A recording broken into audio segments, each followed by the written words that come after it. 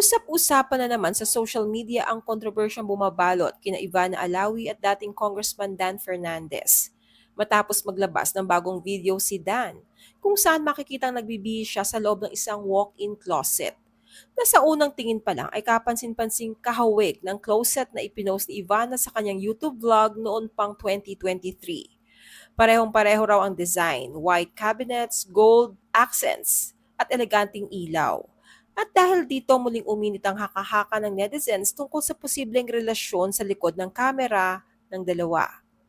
Matatanda ang unang naling si Ivana Alawi kay Dan Fernandez noong 2020. Lumutang sa social media ang ilang larawan nila na magkasama sa mga pribadong dinner. Isa raw ay sa BGC, isa naman sa Makati. Ngunit sa isang panayam ni Boy Abunda, mariin itong itinanggi ni Ivana. Anya, no, we're friends lang. Walang kumpirmasyon, walang follow-up at ang issue bigla na lang ring nawala. Pero ngayong 2025, ibang pangalan naman ang kinasangkutan ni Ivana, si Bacolod Mayor Albi Benitez. Isinama ang pangalan ni Ivana sa isang vowsy complaint na isinampa ng misis ni Mayor Albi, si Nikki Lopez Benitez. Ayon sa reklamo, may romantic involvement umano ang alkalde kay Ivana.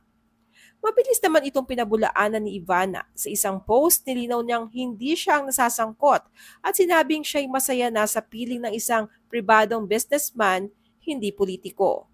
Sa parehong direksyon, humingi rin ng paumanhin si Mayor Albi sa pamilya ni Ivana at itinangging may espesyal na ugnayan sa pagitan nila.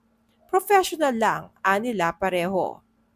Sa kabila ng mga paglilinaw, nananatiling usap-usapan online ang mga kaganapan. Lalo pa ngayong pinagtagni-tagni ng mga netizens ang mga litrato at video. Lalo na ang pagkakapareho ng closet interiors ni na Ivana at Dan. Sadyang mahirap iwasan ng chismis kapag ang mga detalye ay parang pinagtagpong puzzle pieces. Ngunit ang tanong ng marami, bakit tila laging naliling si Ivana sa mga pamilyadong politiko? Sino ang nagkakalat ng ganitong mga issue? Totoo ba o gawa-gawa lang? Kung tutuusin, si Ivana ay isa sa pinakamatagumpay na social media influencer sa bansa.